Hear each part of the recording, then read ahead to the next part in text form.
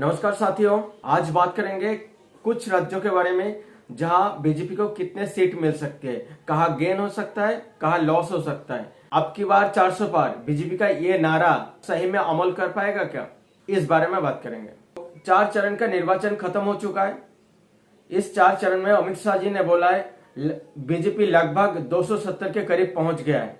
3 चरण का निर्वाचन होना बाकी है। ये 20 तारीख को होना है, 25 मई होना है और 1 जून होना है। ये 3 चरण के बाद 4 जून इसका रिजल्ट आने वाला है। पहले बात शुरू करेंगे पंजाब को लेकर। पंजाब में बीजेपी को 7 सीटें मिल सकती है। 13 में से 7 सीटें मिल सकती है। यहाँ पे बीजेपी का अंडर करंट चल रहा है, कोई झंडा नहीं लगा रहा है, कोई फेस्टून नहीं बांध रहा है, लेकिन फिर भी बीजेपी को लोग वोट करने वाले हैं। तो पंजाब में बीजेपी का गेन हो रहा है। इसके बाद बात करेंगे वेस्ट बंगाल के बारे में। बीजेपी को यहाँ पे 24 से 26 सीटें मिलते दिख रही है। 42 में से 24 से 26 सीट मिल सकता है। बीजेपी को 2019 में यहाँ पे मिली थी 18 सीट, तो यहाँ पे भी गेन होने को दिख रहा है। पूर्वोत्तर और दक्षिण भारत में बीजेपी का कुछ सीटें यहाँ पे बढ़ेगी। बीजेपी का कई सीट यहाँ पे बढ़ सकती है। जैसे तेलंगाना में पहले 4 सीटें थी, वहां पे बढ़ेगी, 4 की जगह 7 या 8 हो सकता है। आंध्र प्रदेश में बीजेपी की कोई एक भी सीट नहीं थी, वहां पे 1-2 सीट आ सकती है। इसके बाद चंद्रबाबू नायडू के साथ यहाँ पे गठबंधन हुआ है, तो यहाँ पे भी बीजेपी का फायदा ही हो रहा है।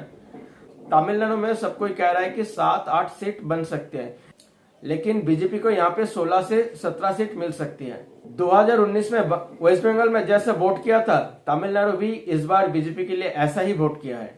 कर्नाटका पहले से बीजेपी को सीट दे रखा है, इस बार भी सीट देगी, 1-2 सीट बढ़ सकती है। इस बार केरल में भी बीजेपी खाता खुलने जा रही है। 2019 में बीजेपी को उत्तर प्रदेश में 62 सीट मिली थी, इस बार 74 प्लस सीट मिलने को दिख रही है। तो यहाँ पे भी करीब करीब 12-15 का गेन हो रहा है। ओडिशा में बीजेपी को 2019 में 8 सीटें मिली थी, इस बार 21 में से 15 सीटें मिलने को दिख रही है बीजेपी को। यहाँ पे भी 7-8 सीट का गेन दिख रही है।